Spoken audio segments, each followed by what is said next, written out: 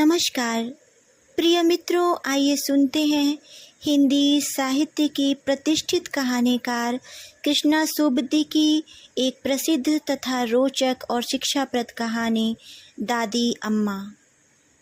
बहार फिर आ गई। वसंत की हल्की हवाएं पतझड़ के फीके होठों को चुपके से चूम गईं। जाड़े ने सिकुड़े सिकुड़े पंख फड़फड़ाए और सर्दी दूर हो गई। आंगन में पीपल के पेड़ पर नए पात खिल खिल आए। परिवार की हंसी खुशी में तैरते दिन रात मुस्कुरा उठे। भरा भराया घर, संभली संवरी सी सुंदर सलोनी बहुएं, चंचलता से खिलखिलाती बेटियां, मजबूत बाहों वाले युवा बेटे। घर की मालकिन मेहरा अपने हरे भरे परिवार को देखती है और सुख में भीग जाती है। यह पांचों बच्चे उसकी उम्र भर की कमाई हैं। उसे वे दिन नहीं भूलते जब ब्याह के बाद 6 वर्षों तक उसकी गोद नहीं भरी थी। उठते बैठते सास की गंभीर कठोर दृष्टि उसकी समूची देह को टटोल जाती। रात को तकिए पर सिर डाले डाले वह सोचती कि पति के प्यार की छाया में लिपटे लिपटे भी उसमें कुछ व्यर्थ हो गया है, असमर्थ हो गया है। कभी सकुचाती सी ससुर के पास से निकलती तो लगता कि इस घर की डेहरी पर पहली बार पांव रखने पर जो आशीष उसे मिली थी वह उसे सार्थक नहीं कर पाई। वह ससुर के चरणों में झुकी थी और उन्होंने सिर पर हाथ रखकर कहा था, बहू रानी फूलो फलो। कभी दर्पण के सामने खड़ी खड़ी वह बाहें फैला कर देखती, क्या इन बाहों में अपने उपजे किसी नन्हे मुन्ने को भर लेने की क्षमता नहीं। 6 वर्षों की लंबी प्रतीक्षा के बाद सर्दियों की एक लंबी रात में करवट बदलते बदलते मेहरा को पहली बार लगा था कि जैसे नर्म नर्म लिहाफ से वह सिकुड़ी पड़ी है, वैसे ही उसमें उसके तन मन प्राण के नीचे गहरे कोई धड़कन उससे लिपटी आ रही है। उसने अंधियारे में एक बार सोते हुए पति की ओर देखा था और अपने से लजाकर अपने हाथों से आंखें ढांप ली थी। बंद पलकों के अंदर से 2 चमकती आंखें थीं, 2 नन्हे नन्हे हाथ थे, 2 पाँव थे। सुबह उठकर किसी मीठी शिथिलता में घिरे घिरे अंगड़ाई ली थी। आज उसका मन भरा है, तन भरा है। सास ने यह सब भांपकर उस पर बहुत सारा प्यार बरसाया था। बहू, अपने को थकाओ मत, जो सहज सहज कर सको करो, बाकी मैं संभाल लूँगी। वह कृतज्ञता से मुस्कुरा दी थी। काम पर जाते पति को देखकर मन में आया था कि कहे, अब तुम मुझसे अलग बाहर नहीं, मेरे अंदर भी हो। दिन में सास आ बैठी, माथा सहलाते सहलाते बोली, बहू रानी, भगवान मेरे बच्चे को तुम सा रूप दे और मेरे बेटे सा जिगरा। बहू की पलकें झुकाईं। बेटी, उस मालिक का नाम लो जिसने बीज डाला है, वह फल भी देगा। मेहरा को माँ का घर याद हो आया। पास पड़ोस की स्त्रियों के बीच माँ भाभी का हाथ आगे कर कह रही हैं, बाबा, यह बताओ मेरी बहू के भाग्य में कितने फल हैं। पास खड़ी मेहरा समझ नहीं पाई। हाथ में फल? माँ, हाथ में फल कब होते हैं? फल किसे कहती हो माँ? माँ लड़की की बात सुनकर पहले हंसी, फिर गुस्सा होकर बोली, दूर हो मेहरा, जा बच्चों के साथ खेल जाकर। उस दिन मेहरा का छोटा सा मन यह समझ नहीं पाया था, पर आज तो सास की बात वह समझ ही नहीं, बूझ भी रही थी। बहू के हाथ में फल होते हैं, बहू के भाग्य में फल होते हैं और परिवार की बेल बढ़ती है। मेहरा की गोद से इस परिवार की बेल बढ़ी है। आज घर में 3 बेटे हैं, उनकी बहुएं हैं, ब्याह देने योग्य 2 बेटियां हैं। हल्के फुल्के कपड़ों में लिपटी उसकी बहुएं जब उसके सामने झुकती हैं तो क्षण भर के लिए मेहरा के मस्तक पर घर की स्वामिनी होने का अभिमान उभर आता है। वह बैठे बैठे उन्हें आशीष देती है और मुस्कुराती है। ऐसे ही, बिल्कुल ऐसे ही वह भी कभी सास के सामने झुकती थी। आज तो वह तीखी निगाह वाली मालकिन बच्चों की दादी अम्मा बनकर रह गई है। पिछवाड़े के कमरे में से जब दादा के साथ बोलती हुई अम्मा की आवाज़ आती है तो पोते छड़बड़ ठिठक कर अनसुनी कर देते हैं। बहुएं एक दूसरे को देखकर मन ही मन हंसती हैं। लाडली बेटियां सिर हिला हिलाकर खिलखिलाती हुई कहती हैं, दादी अम्मा बूढ़ी हो आई पर दादा से झगड़ना नहीं छोड़ा। मेरा भी कभी कभी पति के निकट खड़ी होकर कह देती है, अम्मा नाहक बाबू के पीछे पड़ी रहती हैं, बहू बेटियों वाला घर है, क्या यह सब अच्छा लगता है। पति एक बार पढ़ते पढ़ते आंखें ऊपर उठाते हैं, पल भर पत्नी की ओर देख दोबारा पन्ने पर दृष्टि गड़ा देते हैं।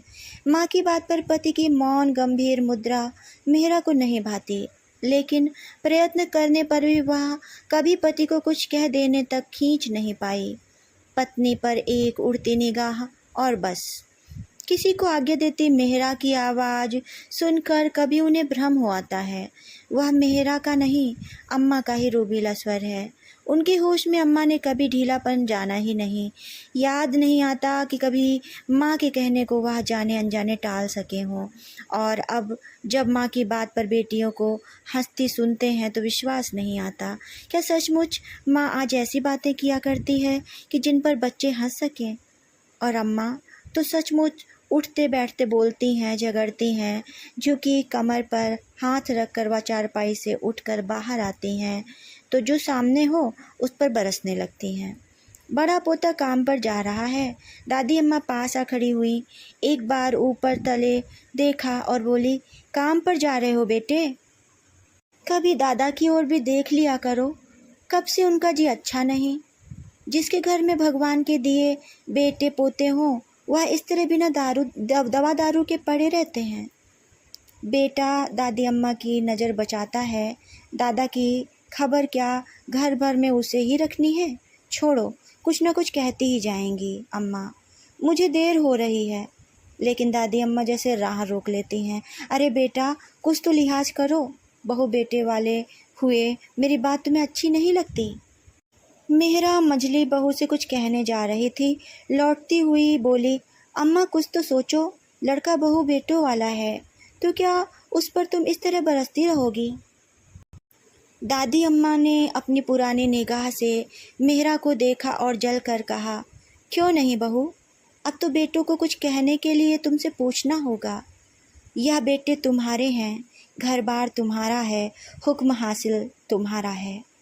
मेहरा पर इस सब का कोई असर नहीं हुआ। सास को वहीं खड़ा छोड़ वह बहू के पास चली गई। दादी अम्मा ने अपनी पुरानी आंखों से बहू की वह रोबीली चाल देखी और ऊंचे स्वर में बोली, बहू रानी, इस घर में अब मेरा इतना सामान रह गया है, तुम्हें इतना घमंड।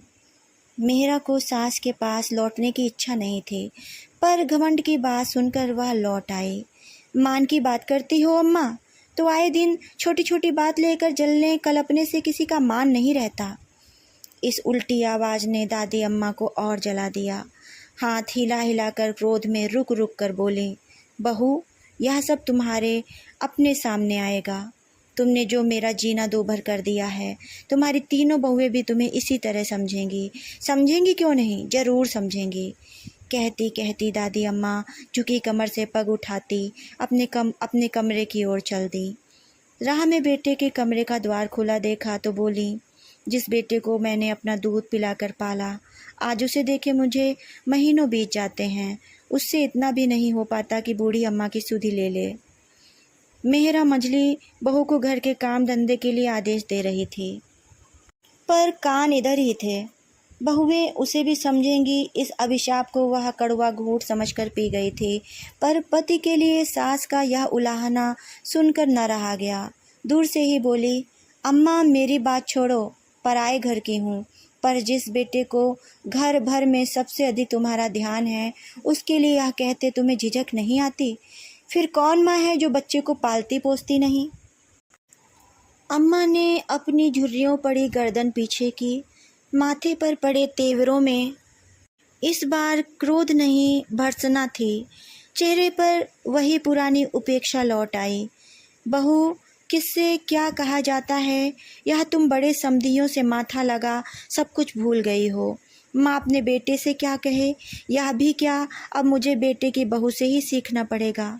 सच कहती हो बहू, सभी माएँ बच्चों को पालती हैं। मैंने कोई अनोखा बेटा नहीं पाला था बहू, फिर तुम्हें तो मैं पराई बेटी ही करके मानती रही हूँ। तुमने बच्चे आप जने, आप ही वे दिन काटे, आप ही बीमारियाँ झेली। मेहरा ने खड़े खड़े चाहा कि सास यह कुछ कहकर और कहती, पर इतनी दूर नहीं उतरी कि इन बातों का जवाब दे। चुपचाप पति के कमरे में जाकर इधर उधर बिखरे कपड़े सहेजने लगी। दादी अम्मा कड़वे मन से अपनी चारपाई पर जा पड़ी। बुढ़ापे की उम्र भी कैसी होती है, जीते जी मन से संग टूट जाता है। कोई पूछता नहीं, जानता नहीं। घर के पिछवाड़े जिसे वह अपनी चलती उम्र में कोठरी कहा करती थी, उसी में आज वह अपने पति के साथ रहती है। एक कोने में उसकी चारपाई है और दूसरे कोने में पति की, जिसके साथ उसने अगणित बहार और पतझड़ गुजार दिए। कभी घंटों वे चुपचाप अपनी अपनी जगह पर पड़े रहते हैं। दादी अम्मा बीच बीच में करवट बदलते हुए लंबी सांस लेती हैं। कभी पतली नींद में पड़ी पड़ी बरसों पहले की कोई भूली बिसरी बात करती हैं, पर बच्चों के दादा उसे सुनते नहीं। दूर कमरों में बहुओं की मीठी दबी दबी हंसी वैसे ही चलती रहती है। बेटियां खुले खुले खिलखिलाती हैं, बेटों के कदमों की भारी आवाज़ कमरे तक आकर रह जाती है, और दादी अम्मा और पास पड़े दादा में जैसे बीत गए बरसों की दूरी झूलती रहती है। आज दादा जब घंटों धूप में बैठकर अंदर आए तो अम्मा लेटी नहीं, चारपाई की बाह पर बैठी थीं। गाढ़े की धोती से पूरा तन नहीं ढका था, पल्ला कंधे से गिरकर एक ओर पड़ा था। वच्छ खुला था, आज वच्छ में ढकने को रह भी क्या गया था। गले और गर्दन की झुर्रियाँ एक जगह आकर इकट्ठी हो गई थीं। पुरानी छाती पर कई तिल चमक रहे थे। सिर के बाल उदासीनता से माथे के ऊपर सटे हुए थे। दादा ने देखकर भी नहीं देखा, अपने सा पुराना कोट उतार कर खूंटी पर लटकाया और चारपाई पर लेट गए। दादी अम्मा देर तक बिना हिले डुले वैसी की वैसी बैठी रहीं। सीढ़ियों पर छोटे बेटे के पाँव की उतावली सी आहट हुई। उमंग की छोटी सी गुनगुनाहट द्वार तक आकर लौट गई। ब्याह के बाद के वे दिन, मीठे मधुर दिन, पाँव बार बार घर की ओर लौटते हैं। प्यारी सी बहू आंखों में प्यार भर भर कर देखती है, लजाती है, सकुचाती है और पति की बाहों में लिपट जाती है।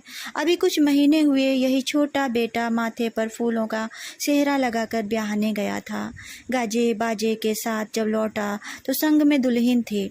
सबके साथ दादी अम्मा ने भी पतोहू का माथा चूमकर उसे हाथ का कंगन दिया था। पतोहू ने झुककर दादी अम्मा के पाँव छुए थे और अम्मा लेन देन पर मेहरा से लड़ाई झगड़े की बात भूलकर कई क्षण दुल्हन के मुखड़े की ओर देखती रही थी।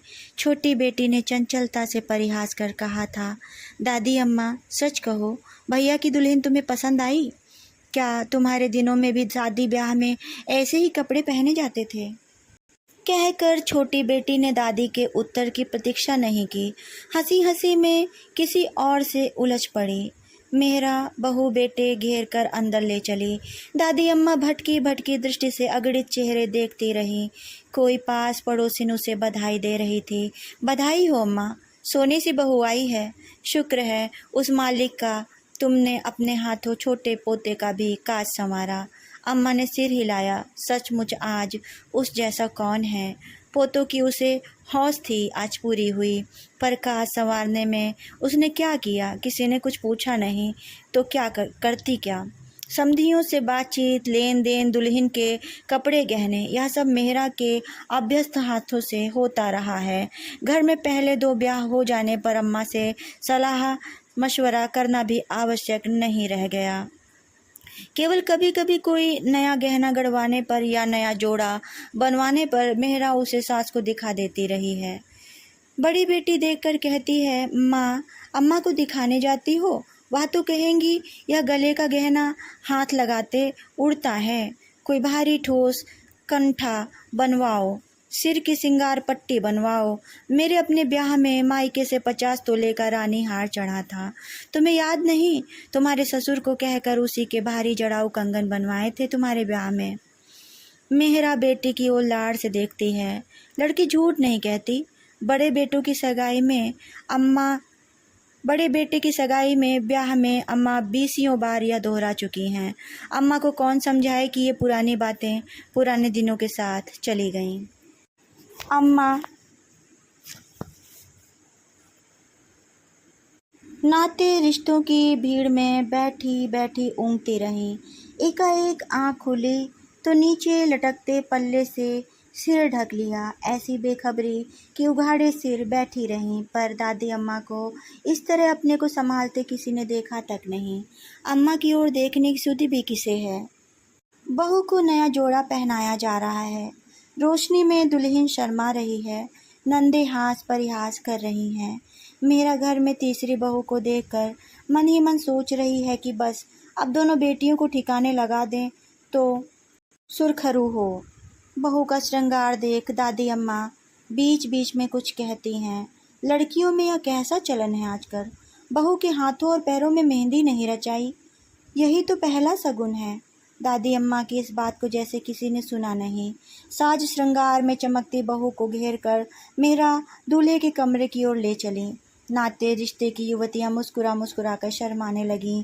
दूल्हे के मित्र भाई आंखों में नहीं बाहों में नए नए चित्र भरने लगे और मेहरा बहू पर आशीर्वाद बरसाकर लौटी तो देहरी के संग लगी दादी अम्मा को देखकर स्नेह जताकर बोली, आओ अम्मा, शुक्र है भगवान का आज ऐसी मीठी घड़ी आई। अम्मा सिर हिलाती हिलाती मेहरा के साथ होली, पर आंखें जैसे वर्षों पीछे घूम गईं। ऐसे ही एक दिन वह मेहरा को अपने बेटे के पास छोड़ आई थी। वह अंदर जाती थी, बाहर आती थी। वह इस घर की मालकिन थी। पीछे और पीछे गाजे बाजे के साथ उसका अपना डोला इस घर के सामने आ खड़ा हुआ। गहनों की झनकार करती वह नीचे उतरी। घूंघट की ओट से मुस्कुराती नीचे झुकती और पति की बूढ़ी फूफी से आशीर्वाद पाती। दादी अम्मा को ऊँघते देख बड़ी बेटी हिलाकर कहने लगी, उठो अम्मा, जाकर सो रहो, यहाँ तो अभी देर तक हंसी ठट्ठा होता रहेगा। दादी अम्मा झपी झपी आंखों से पोती की ओर देखती हैं और झुकी कमर हाथ पर रखकर अपने कमरे की ओर लौट जाती हैं। उस दिन अपनी चारपाई पर लेटकर दादी अम्मा सोई नहीं। आंखों में ना ऊँघ थी ना नींद। एक दिन वह भी दुल्हन बनी थी। बूढ़ी फूफी ने सजाकर उसे भी पति के पास भेजा था। तब क्या उसने यह कोठरी देखी थी? ब्याह के बाद बरसों तक उसने जैसे यह जाना ही नहीं कि फूफी दिन भर काम करने के बाद रात को यहाँ सोती हैं। आंखें मूंद जाने से पहले जब फूफू बीमार हुई तो दादी अम्मा ने कुलीन बहू की तरह उसकी सेवा करते करते पहली बार यह जाना था कि घर में इतने कमरे होते हुए भी फूफी इस पिछवाड़े में अपने अंतिम दिन बरस काट गई हैं। पर यह देखकर जानकर उसे आश्चर्य नहीं हुआ था।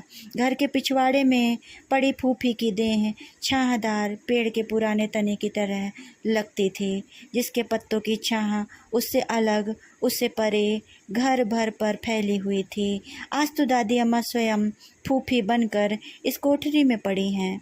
ब्याह की कोलाहल से निकलकर जब दादा थक कर अपनी चारपाई पर लेटे तो एक लंबा चैन सा सांस लेकर बोले, क्या सो गई हो? इस बार की रौनक लेन देन तो मंझले और बड़े बेटे के ब्याह को भी पार कर गई। समधियों का बड़ा घर ठहरा। दादी अम्मा लेन देन की बात पर कुछ कहना चाहते हुए भी नहीं बोली, चुपचाप पड़ी रही। दादा सो गए, आवाज़ें धीमी हो गईं। बरामदे में मेहरा का रोबीला स्वर नौकर चाकरों को सुबह के लिए आज्ञाएं देकर मौन हो गया। दादी अम्मा पड़ी रहीं और पतली नींद से घिरी आंखों से नए पुराने चित्र देखती रहीं। एकाएक करवट लेते लेते उठ बैठीं। रोशनी अभी बुझी नहीं थी। हल्के हल्के 2-4 कदम उठाए और दादा की चारपाई के पास आकर खड़ी हुई। झुक कर कई क्षण तक दादा की ओर देखती रहीं। दादा नींद में बेखबर थे और दादी जैसे कोई पुरानी पहचान कर रही हों। खड़े खड़े कितने पल बीत गए। क्या दादी ने दादा को पहचाना नहीं? चेहरा उसके पति का है, पर दादी तो इस चेहरे को नहीं, चेहरे के नीचे पति को देखना चाहती हैं। उसे बिछुड़े गए बरसों में से वापस लौटा लेना चाहती हैं। सिरहाने पर पड़ा दादा का सिर बिल्कुल सफ़ेद था। बंद आँखों से लगी झुर्रियाँ ही झुर्रियाँ थीं। एक सूखी बाँह कम्बल पर सिकुड़ी सी पड़ी थी। यह नहीं, यह तो नहीं। दादी अम्मा जैसे सोते सोते जाग पड़ी थीं, वैसे ही इस भूले भटके भंवर के ऊपर नीचे होती चारपाई पर जा पड़ी। उस दिन सुबह उठकर जब दादी अम्मा ने दादा को बाहर जाते देखा तो लगा कि रात भर की भटकी भटकी तस्वीरों में से कोई भी तस्वीर उसकी नहीं थी। वही सूखी देह और झुके कंधे में से किसे ढूंढ रही थी। दादी अम्मा चारपाई की बाहों से उठी और फिर लेट गई। अब तो इतनी सी दिनचर्या शेष रह गई है। बीच बीच में कभी उठकर बहुओं के कमरों की ओर जाती हैं तो लड़ झगड़ कर लौट आती हैं। कैसे हैं उसके पोते जो उम्र के रंग में किसी की बात नहीं सोचते, किसी की ओर नहीं देखते। बहू और बेटा, उन्हें भी कहाँ फुर्सत है। मेहरा तो कुछ न कुछ कहकर चोट करने से भी नहीं चूकती। लड़ने को तो दादी भी कम नहीं, पर अब तीखा तेज बोल लेने पर जैसे वह थक कर चूर चूर हो जाती हैं। बोलती हैं, बोलने के बिना रह नहीं पाती, पर बाद में घंटों बैठी सोचती रहती हैं कि वह क्यों उनसे माथा लगाती है जिन्हें उसकी परवाह नहीं। मेहरा की तो अब चाल ढाल ही बदल गई है। अब वह उसकी बहू नहीं, 3 बहुओं की सास है। ठहरी हुई गंभीरता से घर का शासन चलाती है। दादी अम्मा के बेटा अब अधिक दौड़ धूप नहीं करता। देख रेख से अधिक अब बहुओं द्वारा ससुर का आदर मान ही अधिक होता है। कभी अंदर बाहर जाते अम्मा मिल जाती हैं तो झुककर बेटा माँ को प्रणाम अवश्य करता है। दादी अम्मा गर्दन हिलाते हिलाते आशीर्वाद देती हैं, जियो बेटा जियो। कभी मेहरा की जली कटी बातें सोच बेटे पर क्रोध और अभिमान करने को मन होता है, पर बेटे को पास देकर दादी अम्मा सब भूल जाती हैं। ममता भरी पुरानी आंखों से निहार कर बार बार आशीर्वाद बरसाती चली जाती हैं। सुख पाओ भगवान, बड़ी उम्र दे। कितना गंभीर और शीलवान है उसका बेटा। है तो उसका ना। पोतों को ही देखो, कभी झुककर दादा के पांव तक नहीं छूते। आखिर माँ का असर कैसे जाएगा। इन दिनों बहू की बात सोचते ही दादी अम्मा को लगता है कि अब मेहरा उसके बेटे में नहीं, अपने बेटों में लगी रहती है। दादी अम्मा को वे दिन भूल जाते हैं जब बेटे के ब्याह के बाद बहू बेटे के लाड़ चाव में उसे पति के खाने पीने की सुधि तक नहीं रहती थी, और जब लाख लाख शुक्र करने पर पहली बार मेहरा की गोद भरने वाली थी तो दादी अम्मा ने आकर दादा से कहा था, बहू के लिए अब यह कमरा खाली करना होगा, हम लोग फूफी के कमरे में जाकर रहेंगे। दादा ने एक भरपूर नज़रों से दादी अम्मा की ओर देखा था, जैसे वह बीत गए वर्षों को अपनी दृष्टि से टटोलना चाहते हों। फिर सिर पर हाथ फेरते फेरते कहा था, क्या बेटे वाला कमरा बहू के लिए ठीक नहीं? नाहक क्यों यह सब कुछ उल्टा सीधा करवाती हो? दादी अम्मा ने हाथ हिलाकर कहा था, ओह तो तुम समझोगे भी। बेटे के कमरे में बहू को रखूंगी तो बेटा कहाँ जाएगा? उल्टे सीधे की फिक्र तुम क्यों करते हो? मैं सब ठीक कर लूँगी। और पत्नी के चले जाने पर दादा बहुत देर बैठे बैठे भारी मन से सोचते रहे थे कि जिन वर्षों का बीतना उन्होंने आज तक नहीं जाना, उन्हीं पर पत्नी की आशा विराम बनकर आज खड़ी हो गई है। आज सचमुच ही उसे इस उलटफेर की परवाह नहीं। इस कमरे में बड़ी फूफी उनकी दुल्हन को छोड़ गई थी। उस कमरे को छोड़कर आज वह फूफी के कमरे में जा रहे हैं। क्षण भर के लिए, केवल क्षण भर के लिए उन्हें बेटे से ईर्ष्या हुई और उदासीनता में बदल गई। और पहली रात जब वह फूफी के कमरे में सोए तो देर गए तक भी पत्नी बहू के पास से नहीं लौटी थी। कुछ देर प्रतीक्षा करने के बाद उनकी पलकें झपी तो उन्हें लगा कि उनके पास पत्नी का नहीं, फूफी का हाथ है। दूसरे दिन मेहरा की गोद भरी थी, बेटा हुआ था। घर की मालकिन पति की बात जानने के लिए बहुत अधिक व्यस्त थी। कुछ दिन से दादी अम्मा का जी अच्छा नहीं। दादा देखते हैं पर बुढ़ापे की बीमारी से कोई दूसरी बीमारी बड़ी नहीं होती। दादी अम्मा बार बार करवट बदलती हैं और फिर कुछ कुछ देर के लिए हाँफ कर पड़ी रह जाती हैं। 2-1 दिन से वह रसोई घर की ओर भी नहीं आई। आज मेहरा का आधिपत्य रहते हुए भी वह कुछ न कुछ नौकरों को सुनाने में नहीं चूकती हैं। आज दादी को न देखकर छोटी बेटी हंसकर मंजली भाभी से बोली, भाभी, दादी अम्मा के पास अब शायद कोई लड़ने झगड़ने की बात नहीं रह गई, नहीं तो अब तक कई बार चक्कर लगाती। दोपहर को नौकर जब अम्मा के यहाँ से अनछुई थाली उठा लाया तो मेहरा का माथा ठनका। अम्मा के पास जाकर बोली, अम्मा कुछ खा लिया होता, क्या जी अच्छा नहीं? एकाएक अम्मा कुछ बोली नहीं, क्षण भर रुक कर आंखें खोली और मेहरा को देखती रह गईं। खाने को मन न हो तो अम्मा दूध ही पी लो। अम्मा ने हाँ ना कुछ नहीं की, न पलकें ही झपकीं। पर इस दृष्टि से मेहरा बहुत वर्षों के बाद आज फिर डरी। इनमें न क्रोध था, न सास की तरेर थी, न मनमुटाव था, एक लंबा गहरा उलाहना। पहचानते मेहरा को देर नहीं लगी। डरते डरते सास के माथे को छुआ, ठंडे पसीने से भीगा था। पास बैठकर धीरे से स्नेह भरे स्वर में बोली, अम्मा जो कहो बना लाती हूँ। अम्मा ने सिरहाने पर पड़े पड़े सिर हिलाया, नहीं कुछ नहीं, और बहू के हाथ से अपना हाथ खींच लिया। मेहरा पल भर कुछ सोचती रही और बिना आहट किए बाहर हो गई। बड़ी बहू के पास जाकर चिंतित स्वर में बोली, बहू अम्मा कुछ अधिक बीमार लगती हैं, तुम जाकर पास बैठो तो मैं कुछ बना लाऊं।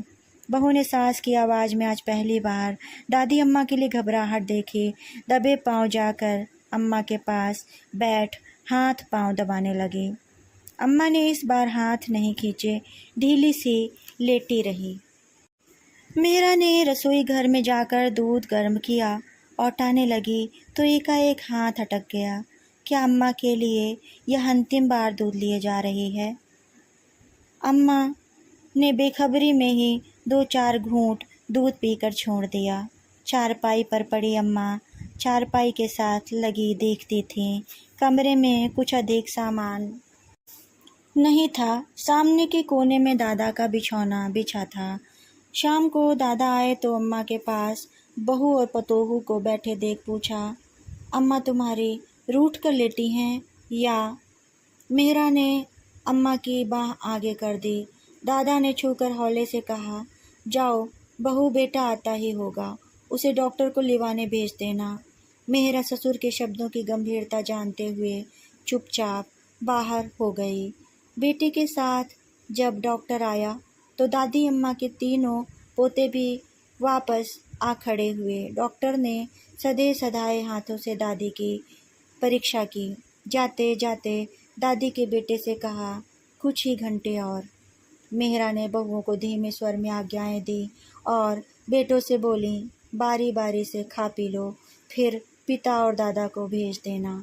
अम्मा के पास से हटने की पिता और दादा की बारी नहीं आई। उस रात दादी ने बहुत जल्दी की। डूबते डूबते हाथ बाहों से छटपटाकर एक बार आंखें खोली और बेटे और पति के आगे बाहें फैला दी, जैसे कहती हो, मुझे तुम पकड़ रखो। दादी का श्वास उखड़ा, दादा का कंठ जकड़ा और बेटे ने माँ पर झुककर पुकारा, अम्मा अम्मा। सुन रही हूँ बेटा, तुम्हारी आवाज़ पहचानती हूँ। मेहरा सास की ओर बढ़ी और ठंडे हो रहे पैरों को छूकर याचना भरी दृष्टि से दादी अम्मा को बिछुड़ती आंखों से देखने लगी। बहू को रोते देख अम्मा की आंखों में क्षण भर को संतोष झलका, फिर वर्षों की लड़ाई झगड़े का आभास उभरा। द्वार से लगी तीनों पोतों की बहुएं खड़ी थीं। मेहरा ने हाथ के संकेत से उन्हें बुलाया। बारी बारी दादी अम्मा के निकट तीनों झुकीं। अम्मा की पुतलियों में जीवन भर का मोह उतर गया। मेहरा ने उलझा कड़वापन ढीला हो गया। चाहा कि कुछ कहे कुछ, पर छूटते तन से दादी अम्मा होठों पर कोई शब्द नहीं खींच पाई। अम्मा, बहुओं को आशीष देती जाओ। मेहरा के गीले कंठ में आग्रह था, विनय थी। अम्मा ने आंखों के झिलमिलाते पर्दे में से अपने पूरे परिवार की ओर देखा। बेटा, बहू, पति, पोते, पतोहू, पोतियाँ। छोटी पतोहू की गुलाबी ओढ़नी जैसे दादी के तन मन पर बिखर गई। उस ओढ़नी से लगे गोरे गोरे लाल लाल बच्चे, हंसते खेलते भोली किलकारियाँ दादी अम्मा की धुंधली आंखों में से। और सब मिट गया, सब पूछ गया, केवल ढेर से अगणित बच्चे खेलते रह गए। उसके पोते, उसके बच्चे। पिता और पुत्र ने एक साथ देखा। अम्मा जैसे हल्के से हंसी, हल्के से। मेहरा को लगा अम्मा बिल्कुल वैसे हंस रही हैं जैसे पहली बार बड़े बेटे के जन्म पर वह उसे देखकर हंसी थी। समझ गई, बहुओं को आशीर्वाद मिल गया। दादा ने अपने सिकुड़े हाथ में दादी का हाथ लेकर आंखों से लगाया और बच्चों की तरह बिलक बिलक कर रो पड़े। रात बीत जाने से पहले दादी अम्मा बीत गईं। अपने भरे पूरे परिवार के बीच वह अपने पति, बेटे और पोतों के हाथों में अंतिम बार घर से उठ गईं। दाह संस्कार हुआ और दादी अम्मा की पुरानी देह फूल हो गई। देखने सुनने वाले भाग्य हो तो ऐसा फलता फूलता परिवार। मेहरा ने उदास उदास मन से सबके लिए नहाने का सामान जुटाया, घर बाहर धुलाया। नाते रिश्तेदार पास पड़ोसी अब तक लौट गए थे। मौत के बाद रूखी सहमी सी दोपहर, अनचाहे मन से कुछ खा पी कर घर वाले चुपचाप खाली हो बैठे। अम्मा चली गईं, पर परिवार भरा पूरा है। पोते थक कर अपने अपने कमरों में जा लेटे। बहुएं उठने से पहले सास की आज्ञा पाने को बैठी रहीं। दादी अम्मा का बेटा निढाल होकर कमरे में जा लेटा। अम्मा की खाली कोठरी का ध्यान आते ही मन बह आया। कल तक अम्मा थीं तो सही उस कोठरी में। रुआसी आंखें बरस कर झुकाईं तो सपने में देखा नदी किनारे घाट पर अम्मा खड़ी हैं। अपनी चिता को जलते देख कहती हैं, जाओ बेटा, दिन ढलने को आया, अब घर लौट चलो। बहू राह देख रही होगी, जरा संभल कर जाना। बहू से कहना बेटियों को अच्छे ठिकाने लगाए। दृश्य बदला। अम्मा द्वार पर खड़ी हैं, झांक कर उसकी ओर देखती हैं। बेटा, अच्छी तरह कपड़ा ओढ़ कर सो। हाँ बेटा, उठो तो कोठरी में बापू को मिलाओ, यह विछोह उनसे न झेला जाएगा। बेटा, बापू को देखते रहना। तुम्हारे बापू ने मेरा हाथ पकड़ा था, उसे अंत तक निभाया, पर मैं ही छोड़ चले। बेटे ने हड़बड़ा कर आंखें खोली। कई क्षण द्वार की ओर देखते रह गए। अब कहाँ आएंगी अम्मा इस देहरे पर। बिना हट किए मेहरा आई। रोशनी की चेहरे पर अम्मा की याद नहीं, अम्मा का दुख था। पति को देखकर जरा सी रोई और बोली, जाकर ससुर जी को तो देखो, पानी तक मुंह से नहीं लगाया। पति खिड़की में से कहीं दूर देखते रहे, जैसे देखने के साथ कुछ सुन रहे हों। बेटा, बापू को देखते रहना। तुम्हारे बापू ने तो अंत तक संग निभाया, पर मैं ही छोड़ चली। उठो। मेहरा कपड़ा खींचकर पति के पीछे हो ली। अम्मा की कोठरी में अंधेरा था। बापू उसी कोठरी के कोने में अपनी चारपाई पर बैठे थे। नज़र दादी अम्मा की चारपाई वाली खाली जगह पर गड़ी थी। बेटे को आया जान हिले नहीं। बापू, उठो, चलकर बच्चों में बैठो, जी संभलेगा। बापू ने सिर हिला दिया। मेहरा और बेटे की बात बापू को मानो सुनाई नहीं दी। पत्थर की तरह बिना हिले डुले बैठे रहे। बहू, बेटा, बेटे की माँ, खाली दीवारों पर अम्मा की तस्वीरें ऊपर नीचे होती रहीं। द्वार पर अम्मा घूंघट निकाले खड़ी हैं। बापू को अंदर आते देख शर्माती हैं और बुआ की ओट हो जाती हैं। बुआ स्नेह से हंसती हैं, पीठ पर हाथ फेर कर कहती हैं, बहू, मेरे बेटे से कब तक शर्माओगी। अम्मा बेटे की गोद में लिए अम्मा बेटे को गोद में लिए दूध पिला रही हैं। बापू घूम फिर कर पास आ खड़े होते हैं। तेवर चढ़े तीखे बालों को फीका बनाकर कहते हैं, मेरी देख रेख आप सब भूल गई हो? मेरे कपड़े कहाँ का डाल दिए? अम्मा बेटे के सिर को सहलाते सहलाते मुस्कुराती हैं, फिर बापू की आंखों में भरपूर देखकर कहती हैं, अपने ही बेटे से प्यार का बंटवारा कर झुंझलाने लगे? बापू इस बार झुंझलाते नहीं, झिझकते हैं। फिर एकाएक दूध पीते बेटे को अम्मा से लेकर चूम लेते हैं। मुन्ने के पतले नर्म होठों पर दूध की बूंद अब भी चमक रही है। बापू अंधेरे में अपनी आंखों पर हाथ फेरते हैं, हाथ गीले हो जाते हैं। उनके बेटे की माँ आज नहीं रही। तीनों बेटे दबे पांव जाकर दादा को झांक आए। बहुएं सास की आज्ञा पापने अपने कमरों में जा लेटी। बेटियों को सोता जान मेहरा पति के पास आई और सिर दबाते दबाते प्यार से बोली, अब हौसला करो। लेकिन एकाएक किसी की गहरी सिसकी सुन चौंक पड़ी। पति पर झुककर बोली, बापू की आवाज़ लगती है, देखो तो। बेटे ने जाकर बाहर वाला द्वार खोला। पीपल से लगी झुकी सी काया। बेटे ने कहना चाहा बापू, पर बैठे गले से आवाज़ निकली नहीं। हवा में पत्ते खड़खड़ाए, टहनियाँ हिलीं और बापू खड़े खड़े सिसकते रहे। बापू। इस बार बापू के कानों में बड़े पोते की आवाज़ आई। सिर ऊंचा किया तो तीनों बेटों के साथ डेहरी पर झुकी मेहरा दिखी। आंसुओं के गीले पूर से धुंध बह गई। मेहरा अब घर की बहू नहीं, घर की अम्मा लगती है। बड़े बेटे का हाथ पकड़कर बापू के निकट आई, झुककर गहरे स्नेह से बोली, बापू अपने इन बेटों की ओर देखो, यह सब अम्मा का ही तो प्रताप है। महीने भर के बाद बड़ी बहू की झोली भरेगी, अम्मा का परिवार और फले फूलेगा। बापू ने इस बार सिसकी नहीं भरी, आंसुओं को खुले बह जाने दिया।